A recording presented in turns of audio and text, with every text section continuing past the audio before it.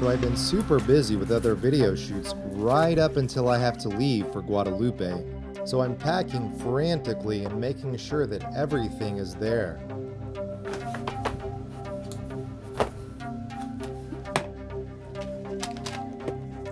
Our dive boat, the Nautilus Bellamy, is docked in Ensenada, Mexico. So I have to fly to San Diego in order to take a bus down to Ensenada. Good. How are you? Oh, sorry. What's up? What's up? I'm It's a Jacques. great night. Yeah, man. How am I? Great. Welcome aboard. All right. And you're Sean? Jacques. Right. Jacques. Yeah. How you doing? How's it going? We arrive in the evening and are immediately greeted by the crew with champagne and blueberries. Cheers. I immediately noticed there are 3 huge camera tables. Plenty of room for my cameras and all my gear. The next day is a travel day by water to get to Guadalupe Island. It's roughly an 18-hour trip from the dock to the island. Luckily, the seas are relatively calm and I can sleep pretty well the first night. The next day, the boat travels with its 5 shark cages as I meet fellow divers and prepare my cameras. The dive masters work diligently in order to make sure that all of the dive gear is in proper order. Also on the boat is Nancy McGee, a friend of mine who was recently inducted into the Women's Diving Hall of Fame. She is the first woman to pilot the exosuit, a human-sized submarine. And she is one of the few people to ever film elephants swimming in the ocean. After meeting the captain for a safety briefing, we watch a presentation on Guadalupe Island. Guadalupe Island is a tiny isolated island 250 miles southwest of San Diego, California. Only a few fishermen, the Mexican military, and a handful of researchers live there. Evening approaches and I can see the island on the horizon. There's a beautiful sunset as we get closer to our destination.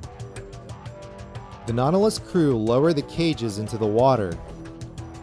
The divers watch in anticipation. We're all excited about the first day of shark diving.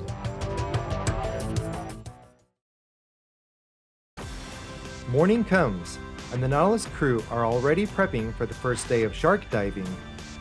They begin by cutting up the tuna that will be used for shark wrangling. The shark wranglers don't feed the sharks. Instead, they tease the sharks with bait in order to get the sharks to come closer to the cages. At least in theory, that's how it works. The reality is that eventually, the shark steals the bait and gets a free meal. There is a total of 5 cages, 2 surface cages and 3 deep cages.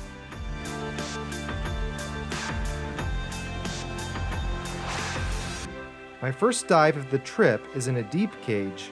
I honestly couldn't tell how I would feel diving in a shark cage. As soon as they started lowering the cage, I feel excited to see my first shark. The visibility is amazing. I start to see the first sharks coming out of the blue. There is no fear, just pure awe and respect for these amazing predators. Go down in one of these cages and I guarantee you any fears or myths of man-eating sharks will go away after spending a few minutes observing these fantastic animals.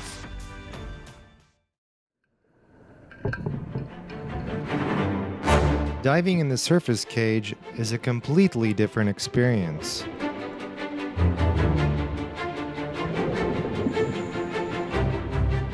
The cages are there to protect us from an accidental or exploratory bite, but they can also be dangerous.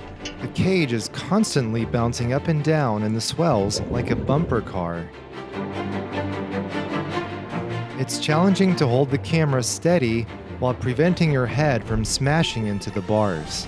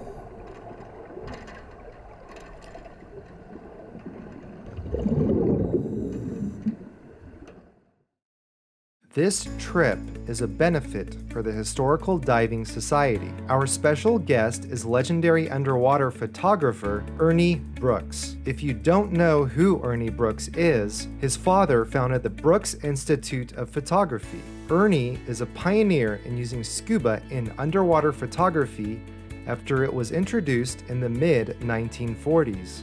Ernie's efforts are geared towards ocean conservation and inspiring younger generations to help save our oceans through his amazing photography and contributions to the cause. The young people have to be the future, and they have to learn how to preserve and conserve and be able to illustrate changes in our time. You know, we need to reach out to the world and let other nations start to conserve their natural parks, their water resources, the natural environment. It's what we have for the future. He's a fantastic guy. He really has, even from the very beginning, his images were different than anyone else because no one back in those days really felt that black and white portrayed what the undersea world looked like. But we've always told him that really black and white is the color of our lives.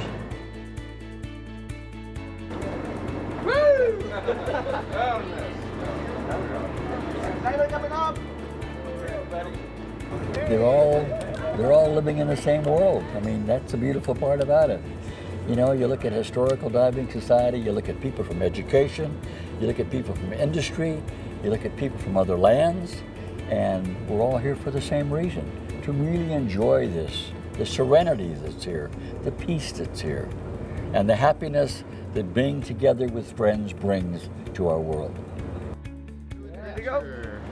We're ready. It's gonna be a good day. We're ready. Yes.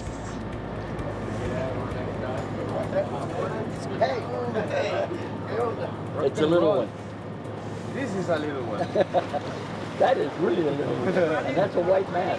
Yes. Great white mask. Yeah. Is this a special camera for you? Or What's that? is this a special camera for you? Or? Oh, yeah. It's nice and small. Thank you. You're welcome. Gather around those that you really enjoy being with, you know, and talk to one another and listen to one another and really observe what makes friendships last. Education, continue that. Continue to learn, continue to see, to hear, and to talk about it. And one thing, give back.